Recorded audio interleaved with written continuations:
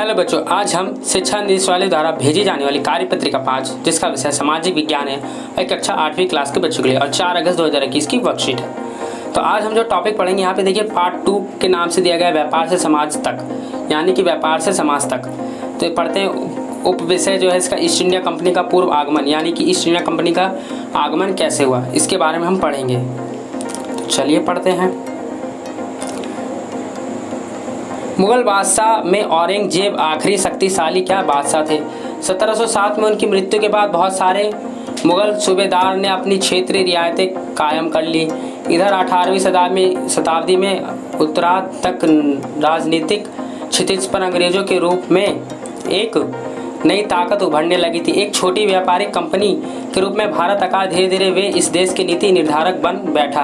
ये कैसा संभव हुआ, आइए देखते हैं, यानी कि किस तरह संभव हुआ। पहला पॉइंट है 1600 ईस्वी में ईस्ट इंडिया कंपनी ने इंग्लैंड की महारानी एलिजाबेथ प्रथम से पूर्व में व्यापार का क्या चार्टर इंतजाम हासिल किया।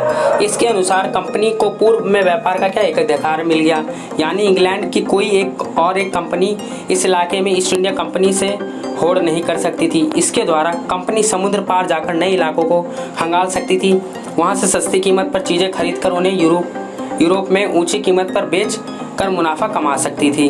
अगला पॉइंट देखिए क्या बोला गया, लेकिन यह साह दस्तावेज दूसरी यूरोपीय ताकत फ्रांस, डच, पुर्तगाल को पूर्व के बाजारों के आने से नहीं रोक सकता था।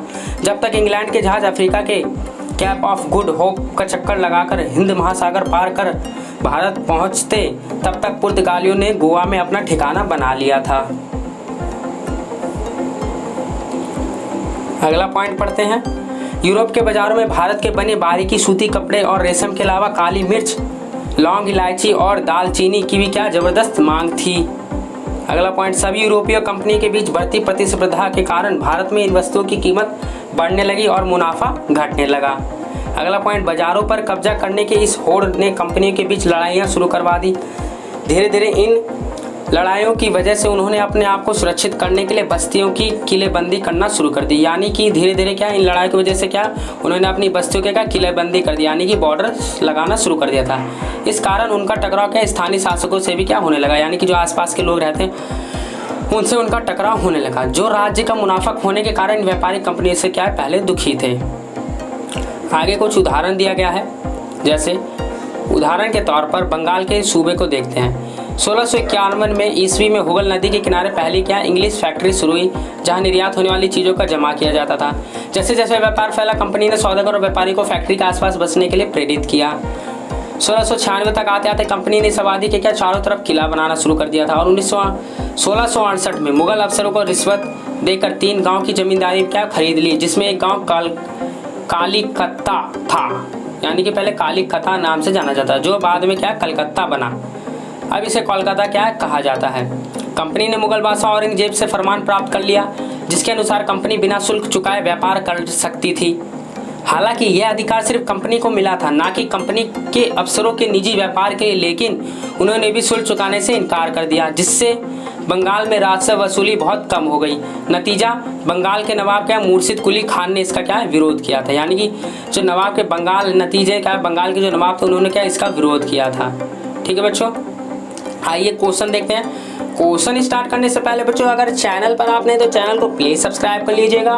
नीचे लाल बटन देख सकते हैं आप, उसे दबा दीजिए, नोटिफिकेशन बेल को भी ऑन कर लीजिए, ताकि मैं अगर कोई भी वर्कशीट इस पर डालता हूँ तो उसका जो अपडेट है आपको नोटिफिकेशन सबसे पहले मिलेगा। तो चलिए क्वेश्चन को हम स्टार्ट करते हैं।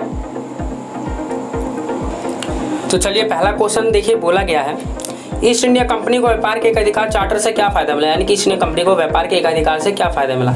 तो जैसा कि आप यहाँ पर देख सकते हैं, यहाँ से आपका पहला आंसर हो जाएगा। इसके द्वारा यहाँ देखिए, यहाँ पर हाँ मिल गया। इसके द्वारा कंपनी समुद्र पार जाकर नए इलाकों के खंगाल कर सकती थी, वहाँ से सस्ती कीमत पर चीज़ें खरीद कर उन्हें यूरोप में ऊंची कीमत पर बेचकर मुनाफा कमा सकती थी। इसलिए ये क्या है, चार्टर्ड अकाउंट से क्या एकाधिकार कर लिया गया था। तो ये आपका पहला आंसर है, यहाँ से लेके यहाँ तक। ठीक है बच्चों, दूसरा आंसर देखते हैं। दूसरा आंसर आपका क्या हो गया, यूरोपीय व्यापार भारत के किन वस्तुओं को यूरोप ले जाकर बेचना चाहते थे, धीरे धीरे उनका मुनाफा कम क्यों होने लगा। तो दूसरा आंसर आप यहाँ देख सकते हैं, पहला पॉइंट यहाँ पे देख सकते हैं आप, यहाँ से यहाँ तक। यूरोप के बाजार में भारत के बने बारीकी सूती कपड़े और रेशम के अलावा काली मिर्च, लौंग, इलायची और दालचीनी की क्या जबरदस्त मांग थी। दूसरा पॉइंट आप ये लिख सकते हैं, सभी यूरोपीय कंपनी के बीच बढ़ती प्रतिस्पर्धा के कारण भारत में इन वस्तुओं की कीमतें बढ़ने लगी और मुनाफा क्या है, घटने लगा।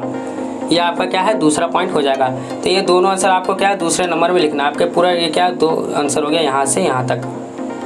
कहाँ से, ये वाला पॉइंट और ये वाला पॉइंट। ठीक है बच्चों, ये आपके दूसरे का आंसर हो गया। तीसरा देखते हैं, आपके जीवन से संबंधित किसी भी क्षेत्र में एकाधिकार आपको किस प्रकार को प्रभावित कर सकता है। अपने जीवन के एक उदाहरण के द्वारा विस्तार पूर्वक लिखिए। यानी कि पूछा जा रहा है तीसरे क्वेश्चन में, अगर आपके आसपास किसी ने, आपके क्षेत्र में किसी ने एकाधिकार जमाया, यानी कि जमीन पे या कमरे पे या रूम पे, तो उसे आप किस नज़रिए से देखते हैं और उसे किस तरह से लिखेंगे कि मतलब मेरे मकान पे इसने कब्जा कर लिया है, मैं पहले रहता था, पहले इस तरह के ये थे, इस तरह का शासक था, पहले लोग ऐसे रहते थे।